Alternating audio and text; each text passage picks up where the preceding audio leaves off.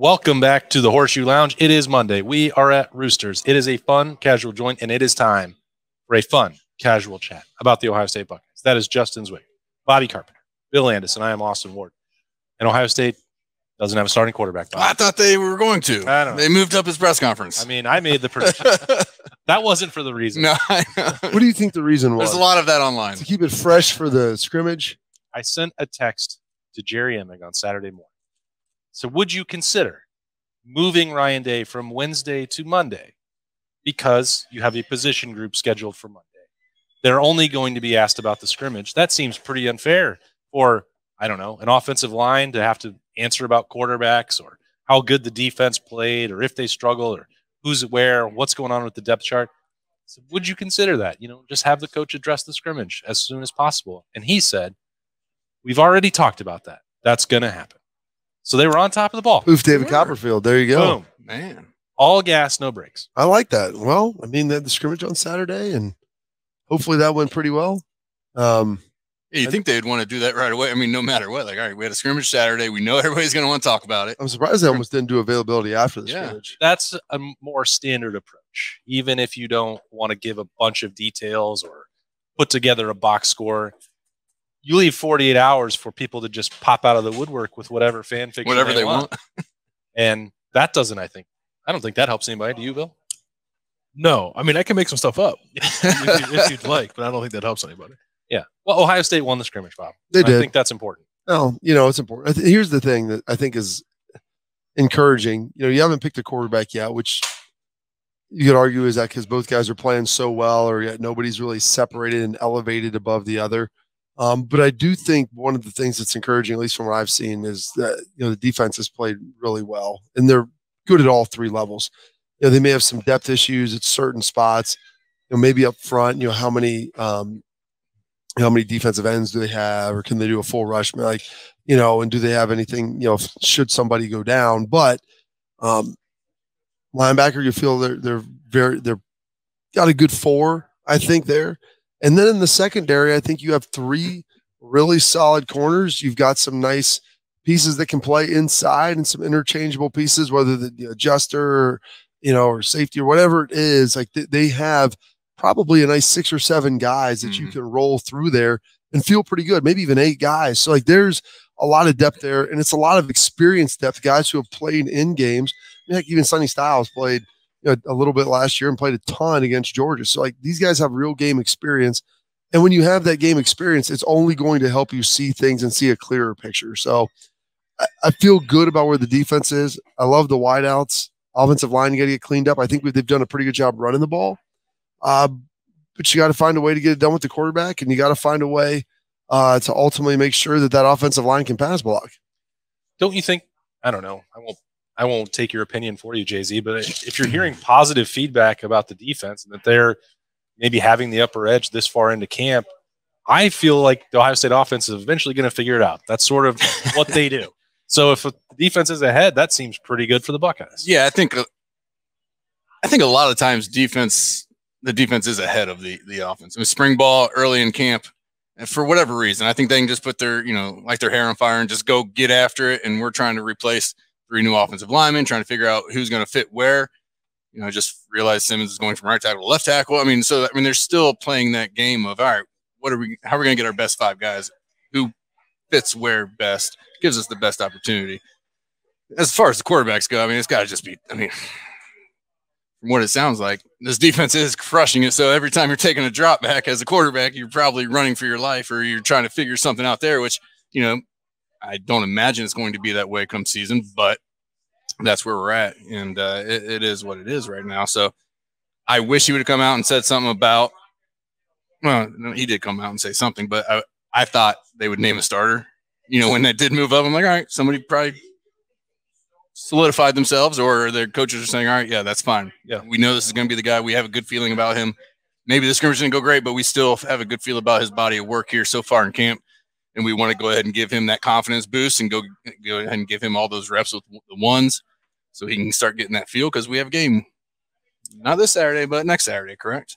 3 Saturdays. There's 3 Saturdays? Oh, I thought it was – all right. So it's coming down the pipe anyway. Well, high school started so early. High school fair, because I think Massillon plays Friday. This weekend. Yeah, okay, yeah. Yeah, there are games. There are college football games in 2 weeks. Okay, well, fair enough. But it is what it is. I mean, we got another week, so we have 3 weeks now, so we have some extra time to figure that out. I looked at the calendar wrong, but yeah, receivers like Bob said are great. I think our running back room, no matter who you throw out there, is going to be good. I think I'm kind of excited to see Evan Pryor come out and maybe get some run here this season. I think I think we missed him last year just because people were getting banged up, and that kind of stuff happens. So we'll see. The offensive line is what it is. I hope they all stay healthy, whoever the 5 is that they put out there, because that could be big. Bob was talking about defensive line and their depth. That offensive line that doesn't seem to have much because we don't really know who's going where yet. So, that's a big question, but we got a couple weeks to figure that out. And hopefully they got guys where they're going to be saying, all right, this is what we're going with. And, you guys got to figure it out and get ready to go. Offensive line, you're just right in Bill's wheelhouse today. Yeah, well, that's been the biggest question. I mean, everybody wants to talk about quarterbacks, but if you can't block for them, right, Bill? Yeah, and we've seen some stuff in practice. The 2 practices we watched, even going back to the spring, where the pass protection, to Bob's point, has not been tremendous. I do think we watched practice on Friday.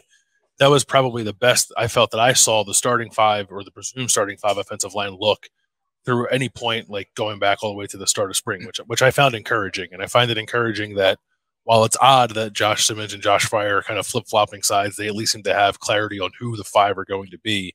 Not that Ryan Day is named starters, but I think with those 2 tackles and Carson Hinsman at center, those guys are more than likely to start along with Donovan Jackson and Matthew Jones. So there's stuff to figure out the depth on the offensive line. That's kind of true every year. I actually think the depth might end up being a little better than it has been in years past if you throw in a Luke Montgomery. Luke's playing well. Yeah, he lost his stripe, right? Tigger Shabola can play guard and tackle. You have Enoch Vamahu, who's like a 5th-year backup, which is like incredibly hard to find and I think pretty valuable. So I think they're okay. It would be nice to watch like a scrimmage and be reassured in that, but we have to go off of what we have, and I think what we've seen at least shows that they can be a good line by the time that Bloomington comes around. I think they've got good options. If you can find 8 guys that can play for you, one guy that can kind of inside out, one inside guy, and a swing tackle, like that's pretty darn good. I mean, you're not going to really find anymore. Not a lot of programs in half. Yeah, I mean, if you can get Michigan's 8, got 7 first-rounders. Oh, that's right. No, I forgot all about that. But if you can find 8, that's because it's the hardest position to develop. And I think Luke Montgomery, maybe not ready today, but by the end of the middle of the season, end of the season, should be a guy that you would look at that you'd feel confident as a viable starter in there. He's made tremendous strides. He's a really work diligent guy. And so, like, they just don't take guys' stripes off. And there's guys that'll go a whole year with it on there. And so it's a good opportunity, I think, for him. All right, let's go back, Bob, to what Jay-Z was talking about with maybe thinking that August 14th could have been a day to name a starting quarterback. It was a rainy day, though. Rainy day. We got to have wet ball drills if you go through camp. Oh, believe me, I get it. I mean, I'm not saying that that's why the offense is struggling. Like, that's not, fully acceptable. But, I mean, and Ryan talked about it. It's good to have some adverse days like this with adverse weather. The worst thing you can do is have it nice the entire time, and then you get to a game and then it's raining. You're like, well, guys, we got to be tough. It's like, yeah, well, it's tough to say that, but you can do wet ball drill and everything else. But until you're throwing like in the rain and your hand is getting rained on, like all your rain, wind. Yeah. I mean, because usually wind comes with the rain. So, I mean, you're feeling all that, and you got the wet ball, and your center's trying to keep it dry for you. I mean, it's different. It's different than dunking a ball in a bucket of water and then just ripping it, So it's a whole different feel. So it is great that they get a chance to go through that. And even the receivers, like your hands are wet. You're trying to keep them dry, like throughout. You got to figure out what gloves they want to wear or how they want to do that. I mean, so take them off. Like if it starts raining during practice, like it did today, hey, we're just going to take them off and let's go and bring out the old Newmans. They're tacky when they get wet. People played football without gloves for a long time, so they could. They did. They used to catch the ball without gloves. Yeah, I know. It's a miracle. So like all of those things in concert, you're going to have some stuff. I trust that Ryan does a good job with his evaluation and development of quarterbacks, and we'll see if him and Corey can continue to figure this thing out and how it's going to go. Lucas Glover won the St. Jude on Sunday with no gloves on either, playing golf. But he did have a lot of sweat. He was swampy. Sweaty crap. Swampy. It was like 100 degrees down there, wasn't it? He looked like an offensive lineman out there. You know what I was refreshed as I clicked over from that? I clicked over to the WB and I watched a little live and I watched some dudes play golf in shorts like real men. I was going to say, at least he was wearing pants because, gosh, it wouldn't be golf if he didn't have pants on. 100-degree weather. It's part of the toughness of the game. Part of the toughness of the game, Justin. wear pants. Hey, that's a whole nother show. I'm all for getting them in carts. Why not? Let's do it. Speed this up a little bit. No. We can't go that far. Shorts. Some music sure. playing. A Because- couple beers in the exactly. cars. Where am I Yeah. supposed to Just like score how my- I play golf. That's right. Take them out to Marysville. Sunday would have been a prime example for, hey, maybe it wouldn't be so bad if these guys were wearing shorts and we didn't have to see Yeah, geez. the outline of Lucas Glover's entire body. But that's neither here nor there. That's the way camp works. You got to battle through and go jump in the cold tub when you're done. Bob, do you think that it is good, bad, indifferent that Ohio State hasn't named a starting quarterback? I would say it's suboptimal. Like it's somewhere between good and indifferent. I don't know if I'd go all the way between indifferent and bad. You know, you like Kyle McCord, who's been in the system the longest, to come out and play really well and own it. I mean, you know, or Devin Brown beat him out, and you know, hey, he's clearly the guy. You know, but sometimes it's not as a clear picture as you would like it to be, and it's a little murky. And I don't think Ryan wants to rush to judgment just to name a guy for that sake.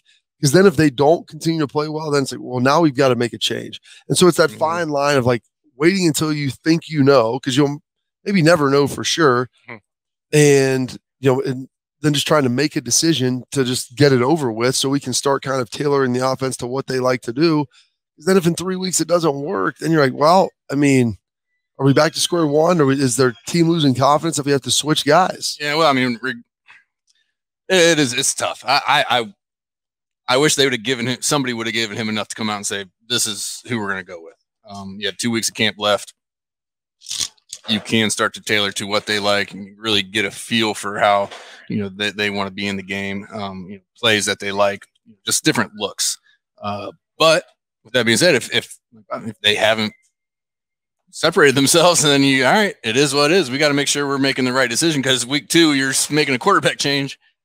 Yeah. It's not going to go so well, and no matter what happens, whoever starts after the first incompletion, the crowd's going to be yelling for the other guy. So I mean, you know, that is what it is. These guys internally know what they're looking for and what they want in their starting quarterback, and you know, all the time throughout spring, throughout summer, we've thought it was going to be Kyle McCord, right? I'm surprised they haven't. Austin assured it's going to be Kyle McCord, I still think it is. I don't think either of those guys do anything way differently than the others.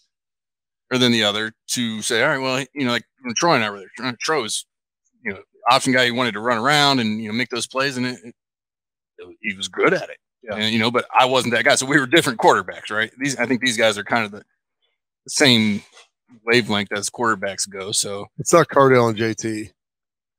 Well, I think it's the hard part, Bob, is like from my vantage point, what exactly is the separation that he wants to see? Yeah, you know, because if they're so close and they're kind of the same quarterback, what are you looking for? Yeah, and he doesn't have to tell us. I think when you put the film on and you watch it, you want to like should jump off the screen like it's this. Like this porn. Is our, you just know it when you see it. Yeah, I mean that's a Supreme Court definition. Yeah. What is pornography? Well, I know it when I see it. Who's a starting quarterback? Well, I can sit here and watch the film. And they could be mixing guys up like that's the best guy. Yeah. You know, and here's the thing. You would like to see that some consistency on that on a day-by-day basis, because one day you may say that, and then the next time it's like, that guy isn't. Or all of a sudden you see a ball and you're like, oh, what are you? You know, it's not, just why did you do it? Yeah, why did you do that? You know, walk me through that process of why you threw that ball. And that's the tough part. You know, you got to learn through some of these mistakes. The problem becomes is if you're repeating a lot of the same things. Like, okay, you did that, you hadn't seen it, boom, okay, let's move on. Next day you see it, you get it right. That's the problem, is if that's not happening, that's when there's a level of concern. Bill, what would you put the level of concern at, if you have any? I don't know that I have one. For starters, I always had after the second scrimmage in mind for when they might name a starter, and we're not there yet. That's this coming Saturday, the second scrimmage. Naming a guy after that would more or less line up with what Ryan Day has done in the past. This is very different. Like, it's a big week, though. It's a huge week. No, I agree with you. And Ryan Day, I think, harped on that point a few times on Monday, and I believe it. Like, one of those guys. I mean, if it gets to the end of the week and both those guys put on the show this week, that's not a bad thing either. But I think everyone would like some form of clarity on this coming out of next Saturday's scrimmage. Whether or not they do, I don't know. If they don't, maybe I'm a little more alarmed than I am now.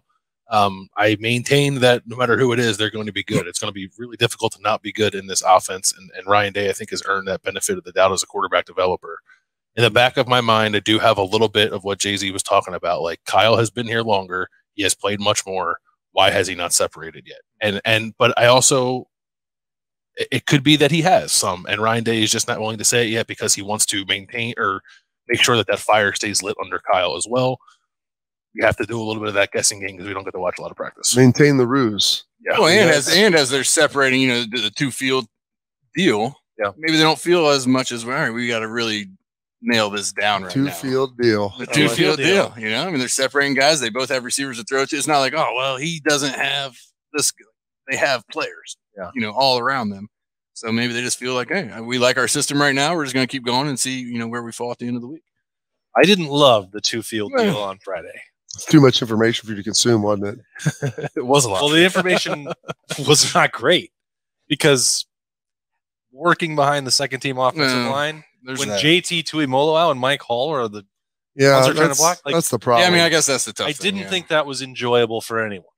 And I understand why they're doing it, and I wanted to get more clarification on that from Ryan Day on Monday earlier. Yeah. What did he tell you? More reps. The volume of the reps are still more important. I said, well, what is the balance? It's like Six Flags, more fun. That's right. But I hate that guy. Yeah, he's got great speed around the edge, that guy.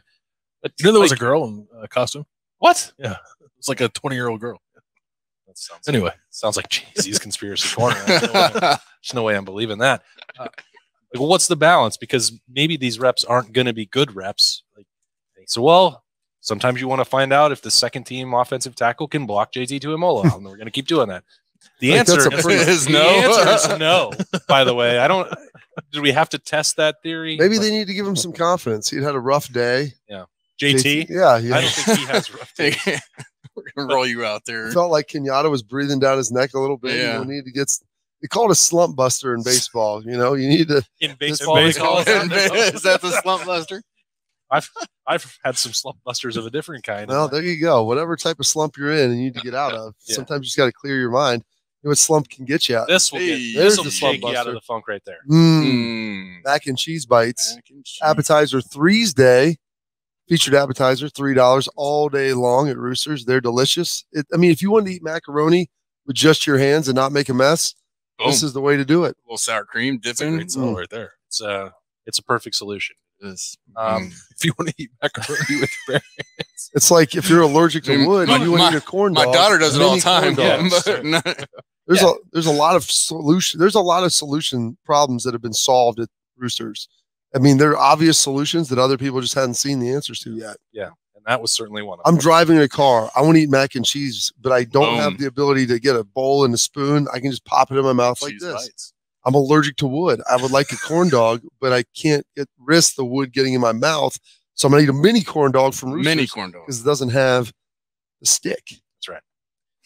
Problem solving in a fun, casual joint. We are going to take a break. Nicole Cox is not here to weigh in on any of these thoughts, but she wanted everyone to make sure that they were ready for mac and cheese some bites. Golf outing or something. Yeah, the Roosters golf outing is this week. Unfortunately, Jay-Z and Jay-Z's got this sweet polo, which apparently I didn't get. No? It's very upset about that.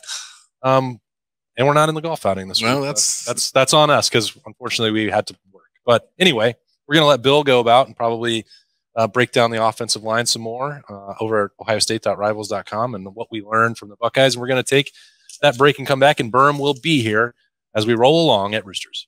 Roosters has been so fortunate. We just want to be able to give some of that back to the community. They donate to organizations that are near and dear to their heart, and we're so fortunate to have been with Roosters now for a long time. They always go above and beyond to help support our foundation to further help veterans. It's just a wonderful feeling to know that Roosters supports the Buckeye Cruise for Cancer. All the folks at Roosters are just genuinely kind folks, and they want to make a difference. Thank you, Roosters Foundation. Thank you, Roosters. Thank you, Roosters. Thank you, Roosters Foundation. Welcome back into the Horseshoe Lounge where Berm has arrived. Berm. What is your level of concern with the quarterback situation? Zero. Awesome. I love Berm. Straight to the point. Yeah. It's good. I love it. We talked about it. He hasn't really cared about anything today, so it would be surprising if he cared about that. I've got so many things I'm thinking about that. And he cared about getting his food. Quarterback is not on that list. I think Ryan Day should have the benefit of the doubt from everyone. He knows how to pick his quarterbacks. He knows how to develop his quarterbacks. The offense knows how to best utilize their skill sets. They have the best receivers in the country. They have probably the deepest and most talented running back room in the country. I'm much more concerned about the offensive line than I am the quarterback. You don't give Justin the same level of confidence? It's not that I don't give Justin the same level of confidence. It's that I don't give the players that he didn't recruit the same level. No, okay, fair enough. It's a stud problem. It's a lack of studs problem. Ooh. But the reality is, as Bill said, the first 5 on Friday when we got to see him looked fairly settled. I'm not sure if they're, all the way in on Josh Simmons at left tackle, or if there is still that opportunity for Luke Montgomery, or Tegra Shabola. But I like that you were calling him Josh Simmons. We're all in on that. That is his name, and I refuse to engage in these shenanigans. What are the shenanigans? People want to call him The Jimmy. rest of the team Joshua? calls him Jimmy. Because there's 3 Joshes in the offensive line room. So and I was like, Nice. I asked Jerry, I'm like, so is Jim short for Josh? And he's like, no, it's just because there's 3 other guys. Quarterbacks used to always change the names of guys. Yeah, it was so for fun. JT, yeah. That is a bigger concern. We talked about it at length on Friday's Snap Judgments, where we sort of went a little aggressive on Snappy Jims on the backup quarterback, the backup offensive line, and how rough they looked as a unit. And when we had a chance to talk for this morning's podcast daily, like we finally got settled in a little bit and realized it's not quite as bad as you think, because almost never are those 5 guys going to all be out there at once.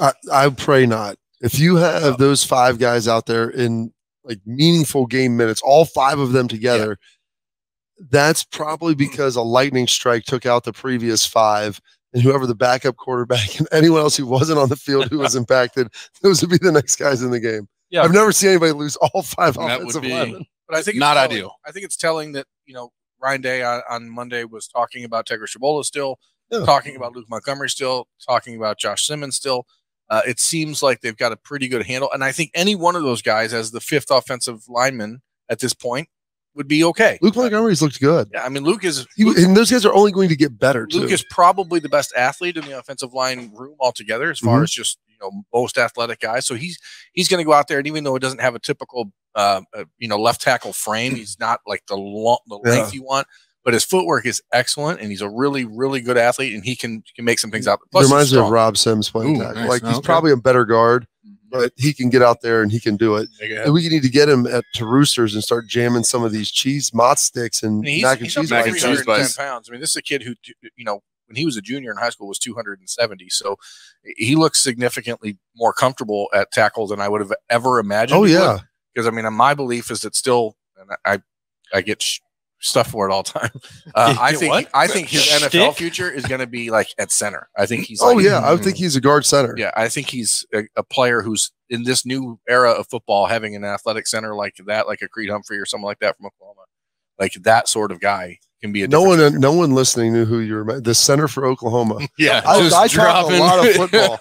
He doesn't play for Oklahoma like, now. what? Oh. He plays for someone in the NFL now. Baltimore, maybe the Ravens, or maybe he's Kansas City Center. Is it Kansas City Center or Baltimore? I just know Pat Elfline just signed with the Cardinals, so that's good. No, I have a hard enough time not referencing guys who play for Ohio State and where they're all. Yeah, I know. Yeah, we're pulling off a rando center dude from Oklahoma. He's Corey Lindsley's come from here. He's the center for the Kansas City Chiefs, so he's pretty good. Okay. So like he's that type of athlete, though. I think that Luke can be, and so I think that's why deep cuts only. That's why I think it's important to put him out there and say, "Let's show us what you can do," and he's stepped up. So any one of those guys is proving that they can play out there, and I think it'll be okay. I'm not panicked. The best part for Ohio State is that 90% of the teams they play aren't as good as the Buckeyes are on defense. So, I would.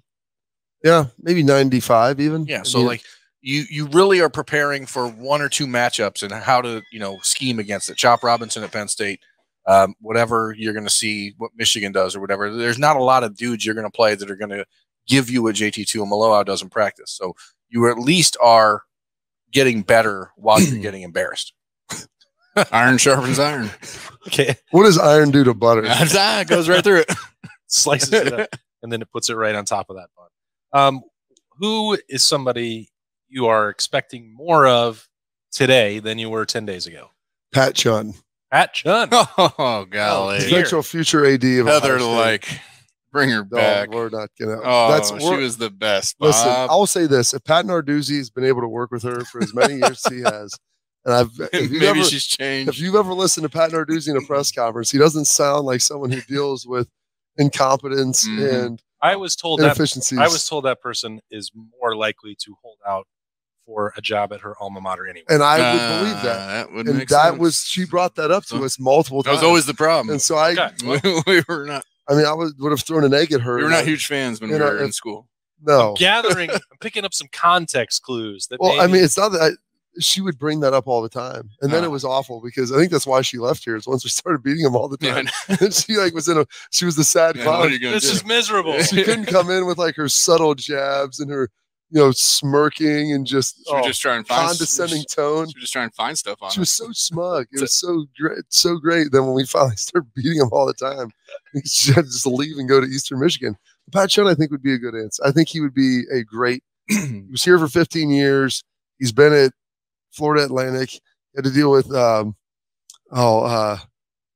Youngstown dude. No, his brother. Carl was that coach. May or may not have been burning Jays with some of the students and hanging out, so he had to deal with that. Allegedly. Brought in the Lane train, went up to Washington State. You know what you do when you're having a problem with the coach doing things with student body is bring in Lane Kiffin. Hey. Yeah, for sure. What? Go Owls. Yeah. There was nobody who was more energetic. Best commercial. It really is. I mean, if you want to get your alumni base fired up, I mean, if you could just play that somehow, splice that into this so everybody could see a sunburned Lane, like after playing a round of golf where you woke up, pulled a polo out of the back of your trunk and just put it on. Face was so greasy and sweaty. Had a couple Cart Girl co-eds along for the ride. And they the best part is they dubbed in some like birds tweeting into the audio because it's in the middle of the stadium. There's not a bird. There's not an aviary. There's not a bird to be seen. It's ridiculous. But back to Pat, he's at Washington State. He's done a great job there. And frankly, given their situation, I feel like he may be apt to want to try to get to a more secure destination. I think he probably felt that way anyway. Oh, yeah. Believe me. He's not turning down the job. But this may be, and Gene's leaving, so he's got a whole year. And by the way, may want to get a president at some point in time too, because that'd be good. I mean, maybe president. It's only one of the most prestigious universities in the country. President and an athletic director probably would be helpful for that. They did such a good job. It's just a well-oiled machine. It just runs on its own. I did think we were going to talk about players and not who I'm expecting more now from than I maybe was at the start of camp. Yeah. Oh goodness, that's a good question. So basically, who's having a good camp? I like the three corners a lot. Denzel's like a chain. Like you can see him being healthy.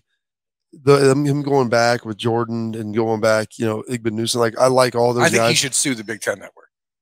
Denzel Ware should. Why? For tweeting out the one. Oh, that one. Yeah, I saw Marvin Harrison on Friday, and then making it a 3-second clip and saying, "Oh, here's this," and what? That's just bad. Yeah, I mean that's the best receiver in college football by a wide margin. They find a time you get beaten, it's like, look at this guy. Yeah. I honestly, Berm will like this. Uh-oh. I really like Cam, what he's been doing. He's played well. Like football. I know everybody, it's like in vogue to bash him because of he's not Jahad Carter. He didn't come from Syracuse. Because he was on the field for 4 plays in November, and one of them was a double move and a pick six. But he's played well. He has made plays. He's got his hands on the ball. I mean, Lathan's look good. I mean, I would say I've been very impressed with the secondary. Okay. Jay-Z, a name you're hearing? I didn't expect to hear this Jimmy at left tackle. I'm not going to lie to you there. Yeah, I thought we had Josh Fryer going over there. I thought that was pretty much solidified. And so now we're flipping and switching. That's something to keep an eye on. Can he go over there and do that? Because he played right tackle at his previous school, correct? Yeah. Flipping Jimmy. So that's a little bit different. I mean, left tackle is pretty important. You're going to go against, some studs here as the season rolls on. So I don't know that he's going to be good at left tackle, but him going there and somebody that has playing experience in college football, I mean, that experience is big, I think. So I mean, I'm hoping that he does a good job there, I guess. Flipping Jimbos. Flipping Jimmy. What do you got? Good. I mean, the one guy I just keep hearing nonstop about is Kenyatta Jackson, and that's something that he's played well. Like, I don't know. He was a top 40 recruit in the country coming out of high school. So it's not like this should be a surprise when you find a 6'5", 225-pound edge rusher from Miami that he's athletic and that he can do some things. But you never know how someone's going to handle The body change, having to put on 30 pounds the way he's had to. Austin's done a great job with it. You don't know how someone from Florida is going to handle. It's all about how you react to it. The rigors of college football in Ohio. And, there's obviously in the world we live in college football, there's an expectation that, like, if you don't play right away, you should transfer. You should suck. Get out of here. And so he's really responded well from what I've heard. And, again, I'm beginning to think that there might be a reason for Ohio State to have the rotation happening more between Jack Sawyer and JT Tuimoloau on one side and letting a true edge rusher in Kenyatta Jackson be the other guy. Or what we've talked about on this show a lot is there any world where Jack moves inside? I think the Rushman package is what they probably want to do. And the thing is, both JT and Jack are big enough to be able to do that. But I don't know if you want to take well, that's the thing. You keep Michael Hall. Michael Hall on the field. And I think that might be your three then. And maybe you put Kenyatta on the right, JT and Jack on the same side.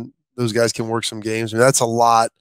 That's a lot going on right there. So, I mean, I don't think that's a discussion or a conversation I would have been thinking about before these last 10 days. So he's definitely one. And the other, if we're going to talk offense, I'm just still really believing that Carnell Tate is going to play for Ohio State this year. And I would not have thought the receiver would be able to work himself into that rotation, considering how deep and how good the top four are.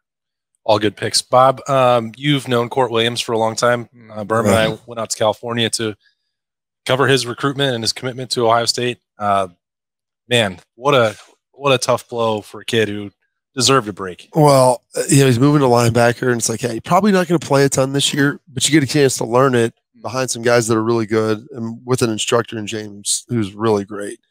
And you get a feel for that, and then it just, tears ACL, and so I mean, it's not even something mild. It's going to be hard for him to have anything meaningful then come from this season. And then next year, I mean, when he would have an opportunity to go in there and potentially battle for playing time, you'd have all this body of work that you've garnered. And so it's tough, man. I mean, Court's a physically very gifted kid. He's a very conscientious, intelligent guy. He cares about his teammates, loves his teammates, works hard. Like he's everything that you would want in your player. And it just stinks where he cannot catch a break and stay healthy. And these are not like mild things. I mean, we're talking shoulder reconstructions, knee reconstructions, like not little minor It's not like things. he's always just banged up and not on the field. It's like these are serious rehabbing for months. This isn't like, I pulled a hamstring and maybe it's 4 to 6 weeks and it drags on to 10 because I really don't try to work hard to get better. No, these are like serious structural things where, I mean, the doctor might say, hey, buddy, I mean, this might not be good for you to continue to keep playing, but I mean, he loves it, and we'll see where it goes. But I saw him in there today. I didn't get a chance to talk to him, but I'll probably he's having surgery soon. But I probably will get a chance to talk to him at some point here. And it's just like, dude, keep your head up because he's undeterred, and I give him a lot of credit and respect for that. Yeah, that's why we were talking about this after the press conference today. Like, I think it's unbelievable how one or two people can have such bad luck all the time. I mean, the Cam Bab thing. I mean. But I also kind of feels like that a little bit. It's also funny in a not haha way, but like how the guys who this happens to are always the guys that can handle it. Like these dudes are so mentally strong and so much more mature. Like Cam, Johnny Dixon when he was going through it, now with Court, like these are the guys who you're like, that dude is going to be able to find a way to do something regardless of this. And so, crafty and cunning, and the Cougar always finds a way. That's pretty much what I said, I think. I mean, I would have probably. I heard it. I probably would have drowned myself in a Charlie Sheen drugs and alcohol binge. Bender. It's just again, those are the kids that you hate to see it happen to because you know how great of a kid he is, but on the same token, like he's the only one probably on that roster who could go through it and not have a psychological breakdown. And not have a breakdown. So like a weird silver lining. Weird silver lining. Maybe that should be a segment. Weird silver lining. Silver lining. Hey, you know what? Crappy, man. Actually, it really sucks. But actually you're got gonna be all right. Massive car wreck, but I broke my leg, and in doing so, I get a new car, and they found out I had a tumor. So weird silver lining. But they actually have to cut my leg off, but I'm still gonna live. That's a weird silver lining. It's weird. I understand. I understand what you're saying. Like, and here's I always ask people about that. Do you think that person was born to be able to handle more, or just through the process of like dealing with one thing after another, And, through like to. their faith and all these different elements of their life, they've been forced to deal with a bad hand, when everybody else is sitting there with, sitting on a straight draw or whatever. And they look down, it's like, yeah, I just pulled another two of spades. You got this multiracial hand of all kinds of nonsense. I that have think nothing you are to do born with it, but you also have to cultivate it. You Yeah. also have to be able to understand it. And that's hard for most kids in today's world, most adults in today's world to understand. So, I mean, I've long, from the first time we met Court, I've said that he's going to be that dude could be president of the United States. He's a great kid. A great kid. And it sucks, man. It sucks. Yeah. And I always look at guys that I help out in their recruitment, get a chance to meet with them. And Court and Cody were those two guys that year. And it was just great play, like human beings, good players. But even outside of that, I was like, I told their parents, I'm like, I will tell them if I don't like your kids. They're both great guys. And I thought Court would get here. And he was like pushing for playing time early, like real early, because he looked like a man when he got here.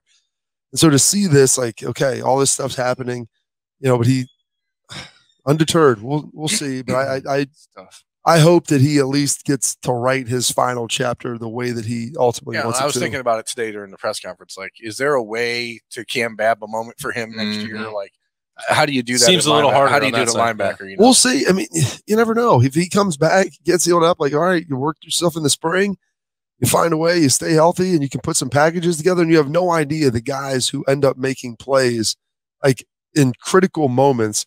You look at my guy, Steve Miller Band, the pick against Alabama, and you're like, probably not thinking of all the guys on that defense of NFL caliber.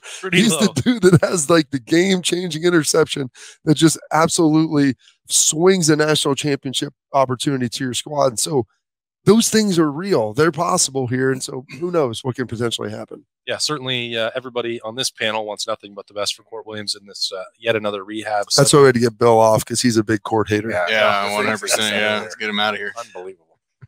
He says that's a lie. He also appreciates a lot of love here from the Horseshoe Lounge. That's right. For Court. That goes out to him. And then that's one of a lot of things going on at Ohio State right now. Feels like we just scratched the surface. So itched it. Yeah, we did. Scratch the itch. Scratch. And then we'll let it build up a little bit, and then we'll scratch a lot more. What's going on in recruiting, Berm? I saw some receiver. We just got some receiver. Kaboom. Can we recruit receivers to play other positions? Yes. I wouldn't recommend it because they're better at wide receiver. Jeremiah McClellan, 4-star wide receiver, number 3 player in Missouri. Same high school as Cam Babb, Cam Brown, St. Christian Brothers College High School in St. Louis. Picked Ohio State over Missouri and Missouri and Oregon. Big push the last couple of weeks from both Missouri and Oregon as far as trying to convince him that he's also ran at Ohio State. He's not as good as the other guy. Again, such a weird approach. You know what? They recruit guys better than you. We want you. That's a great We didn't recruit those guys. It's weird how that doesn't work. Oregon has 4 receivers committed already, so they were trying to convince him to be the 5th. Missouri really is. He could probably help Missouri a lot. Yeah, they're selling the idea of the fact that they have a really good young wide receiver group. The number 1 receiver in the country 2 years ago committed to Missouri, and what's his name is Luther Burden, and then they're probably the leader for Ryan Wingo in the class of 2024, who's a 5-star wide receiver from Missouri. And they probably by the time this airs, they will have probably landed a commitment from Williams and Winari, who's the number 3 ranked player in the country from Missouri today. So they're trying to sell on this idea of stay home, and NIL money is available in Missouri now for high school students, so they can capitalize earlier, which is something Ohio will have to come around on at some point. But bottom line, you ever been to Columbia? No. That's not really like St. Louis, though. Yeah. There's not a lot going on there. No. It's the Laramie of Missouri. I mean, if you want to go down and Laramie's like the one word that rhymes with Jeremy, so I'm always kind of fascinated by it. That is all right. Whatever gets you out there, I don't care. All right. Like if I was a caller into like Laramie from Jeremy, the Feinbaum show or something, I would want to be from, even if you'd be from Laramie, even if I weren't actually from Laramie, because I'm not. I would tell people that on the show, like, this is Jeremy from Laramie. And Jeremy from Phoenix just doesn't sound as or Toledo, right? So or Michigan. This is Laramie Jeremy. I mean, that's not bad. Not bad. You call into a lot of shows? I'm thinking about it. Thinking about starting. Now that he's got a handle. Now that he has a handle to go by. I mean, we've sort of blown the anonymous cover, but that's Larry Jeremy on line 2. I can do it. I think the whole making video content every single day probably blew your cover for doing that anyway. Larry Jeremy says I don't know. He can do a lot of voices. He can do a lot of voices. He can do a lot of voices. He used to be able to do a lot of voices, and he can't anymore. I still have a lot of them in my head, though. That's good. Yep. Good player, wide receiver. Obviously, not a position people are wondering or worried about here. But they probably actually need a 4th wide receiver in this class still, which is, I think, perplexing to some. They signed 4 a year ago. They signed 4 in 2022. Couple left. But you're looking at you're guaranteed to lose the first 4. I mean, Julian Fleming can return next year, but he's not going to. If he's able to stay healthy, he will take his shot at the NFL, I'd assume. And so you lose Marvin Harrison, you lose Emeka Ibuka, you lose Julian Fleming, you lose Xavier Johnson. You don't know what else happens with Jaden Ballard, who will be entering into year 4 without any real any real impact yet, because it seems unlikely that that's going to happen this year. So there's obviously attrition that could happen. I think they need 4, which maybe now has to be the standard for Brian Hartline. Every class is just 4 receivers. 20 stars. What I heard was that this year is really important for Ohio State if they're going to win a national championship. Yeah, they can't win it. Yeah. Is the iron hot? We'll find out. Another week of camp coming up, another big scrimmage on Saturday, and then we'll come back here next Monday and talk about everything Bob learned, everything we tried to hear and figure out, because we're not going to get to see any more practice. So we'll just tap in. I think Jay-Z's going to go on Wednesday. So these guys will continue to be the ones that we'll lean on, and we'll talk about that in the Horseshoe Lounge next week at Roosters, which is a fun casual joint. For Bill, Jay-Z, Bob, Berm, I am Austin. Enjoy your mac and cheese bites on Appetizer Thursday. See you next week.